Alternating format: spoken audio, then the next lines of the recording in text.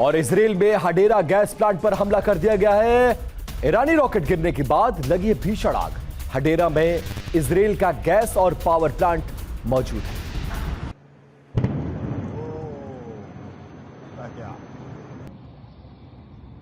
और ये देखिए किस तरह से हडेरा में इजराइल का गैस और पावर प्लांट वहां पर मौजूद था। ईरान ने उसको टारगेट करके हमला किया है और हमले के बाद कैसी अफरा तफरी और किस कदर इस हमले को अंजाम दिया गया, जरा वो तस्वीरें आपके सामने।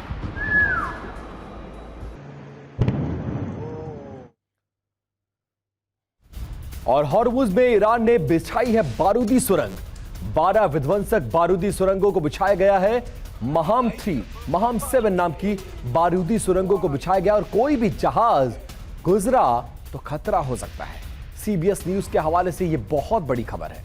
जरा तस्वीरें चेंज करिए।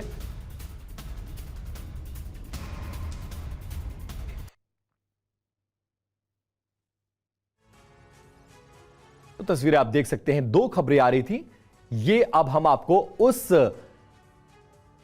बारूदी सुरंग की तस्वीरें दिखा रहे हैं। महाम 3, महाम 7 नाम की ये बारूदी सुरंगें हैं जो समंदर में बिछाई गई हैं ईरान की तरफ से। हॉर्मुज में बिना उसकी अनुमति के अगर कोई निकला तो वो ब्लास्ट कर सकता है। उसने यह ऐलान किया है कि इजराइल और अमेरिका और उनके दोस्तों की इस रास्ते पर एंट्री नहीं है।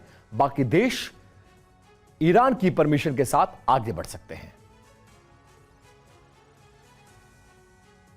और हॉर्मुज के समंदर में ईरानी बारूद, ईरान की तैयारी क्या है वो समझिए जरा।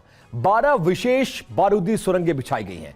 समंदर की गहराई में इन बारूदी सुरंगों को प्लान किया गया है और महाम 3, महाम 7 नाम की ये बारूदी सुरंग मौजूद है। पश्चिमी जहाज गुजरे तो विस्फोट तय है। महाम बारूदी सुरंग कितनी घातक है जरा वो आपको बताते हैं। ये चुंबकीय ध्वनि सेंसरों का इसमें इस्तेमाल किया जाता है। जहाज के गुजरने पर यह सक्रिय हो जाता है। सैकड़ों पाउंड विस्फोटक के साथ इसमें धमाका होता है और जो जहाज इसकी ऊपर से गुजर रहा है वो पूरी तरह से तबाह हो जाता है।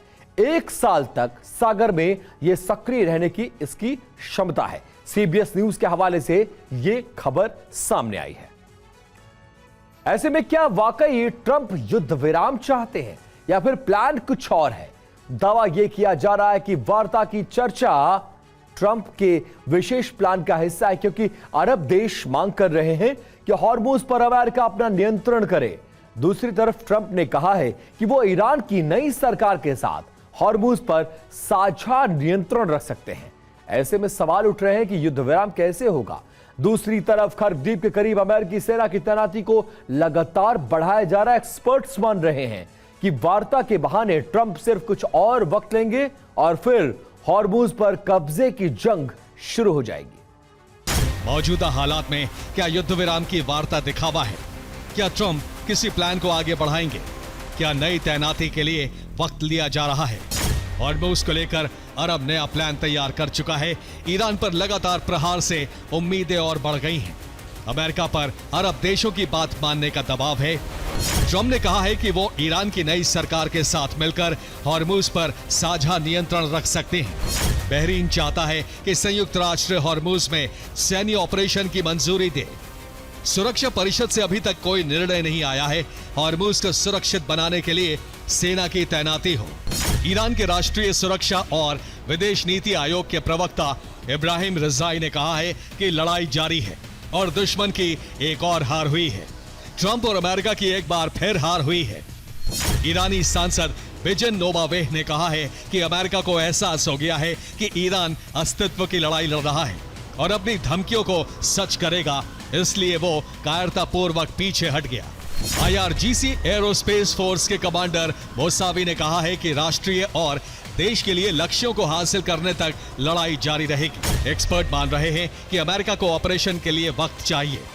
वार्ता के बहाने अमेरिका वक्त लेने की कोशिश में है। तैनाती पूरी होने के बाद हमला किया जा सकता है।